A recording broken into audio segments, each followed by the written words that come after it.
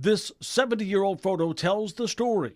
The propeller from the plane of a Letts, Iowa man, August 5th, 1944. A time when America lost an average of 170 planes a day in World War II.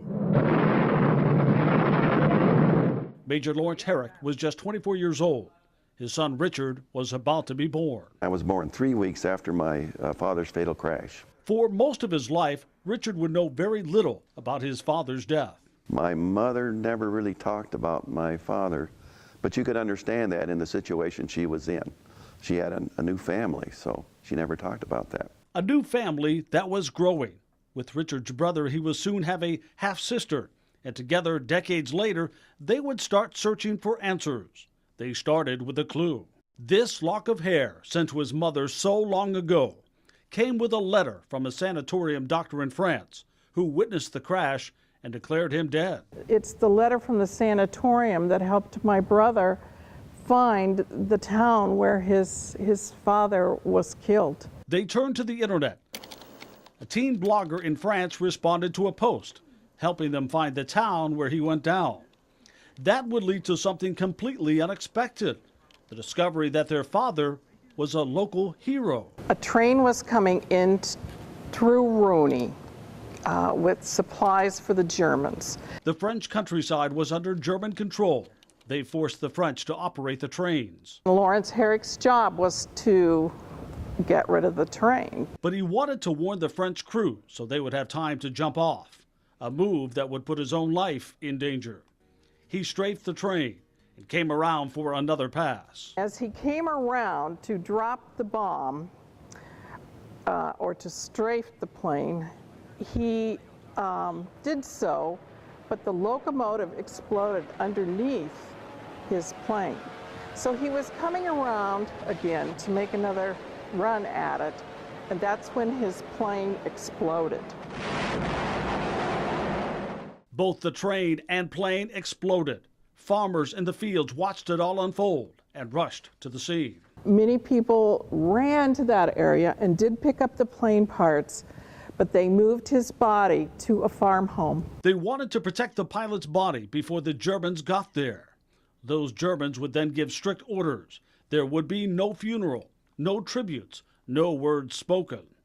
But the townspeople risked their lives and defied those orders. There was a man from Rooney who walked by the German soldiers and went in there and gave a small service.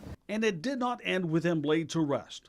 The Herrick family would soon discover that this small town would celebrate and honor the American pilot, not just in the days that followed, but for decades to come. There's a plaque at the square, in the government square there, the military square, that is permanent, and that's where they have the celebration every year. Dear members of the Herrick family, you have come a long distance to join us on this day of remembrance. It is an honor for us to welcome you to this ceremony in memory of Major Lawrence Herrick. The family was invited to attend VE Day, Victory in Europe, May 8th. They toured the sites, celebrated, and met the families who lived through and passed down every detail from that day, including a farmer who was just a boy who ran to the scene. And he found this belt of ammunition, and he took the belt of ammunition. Well, he was only 10 years old. His family knew that if the Germans found them with it, harsh penalties would follow. He took one bullet from that belt, and he kept it. And ever since then, he's been wanting to meet the family. And in the schools today, Herrick's actions to liberate, to protect, to risk his life are taught to all the students who give thanks through their art and words. My father fought for freedom. And again, he gave us freedom, but he liberated them.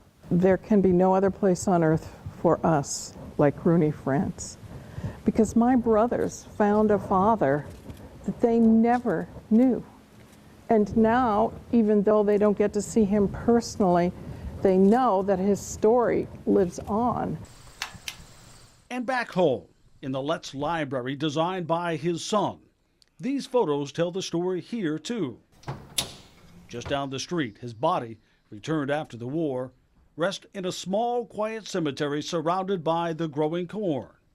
A life lived and lost, but a legacy that will always be shared in two small towns so far apart. We honor the memory of Major Lawrence Herrick, whom we will never forget.